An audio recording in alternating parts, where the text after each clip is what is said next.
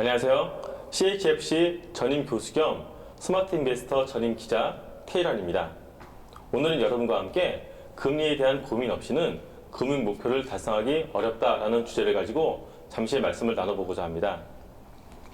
최근에 저희 상담 사례를 보면은 금리는 높지 않지만 안정적인 금융상품에 운영하시는 분들이 많이 계십니다.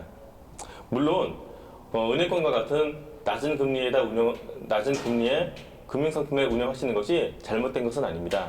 왜냐하면 투자라는 것은 개인의 성향에 따라서 선택하는 금융상품이 달라질 수 있기 때문입니다. 하지만 똑같은 기간, 똑같은 금액을 운영을 했는데 나중에 만들어지는 자산이 차이가 난다면 어떠시겠습니까?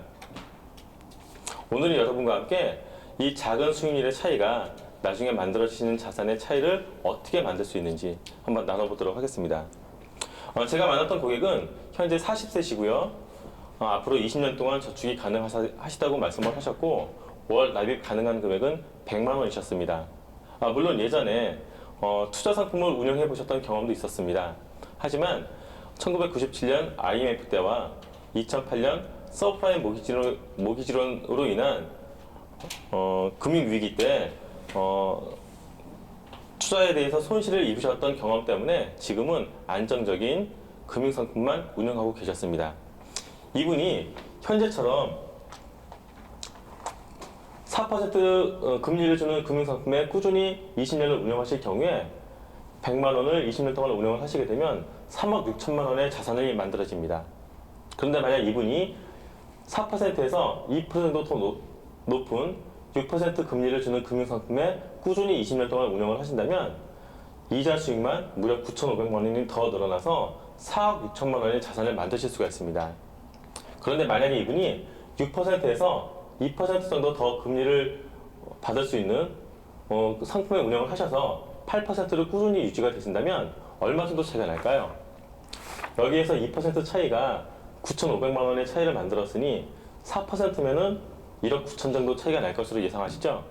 하지만 실제 차이는 2억 3천만 원 정도 차이가 나는 5억 8천만 원 정도를 만드실 수 있게 됩니다.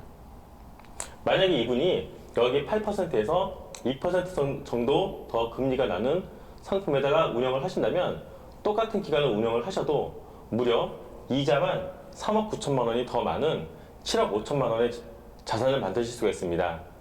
은퇴하시는 시기에 어떤 분은 그랜저를 타시고 어떤 분은 소나타나 아우디 같은 차를 탈 수 있는 이런 차이를 만들 수 있다고 말씀드릴 수 있겠습니다. 그래서 앞으로 여러분들이 금융상품을 운영을 하실 때는 작은 수익률의 차이라도 이 수익률의 차이가 나중에 만들어지는 자산의 규모를 달리 만들 수 있기 때문에 충분히 고민을 하셔야 된다는 말씀을 드리겠고요. 물론 그 꾸준한 수익률 차이를 만들기 위해서는 전문가의 도움이 반드시 필요하다는 말씀을 드리면서 오늘 강의를 마치도록 하겠습니다.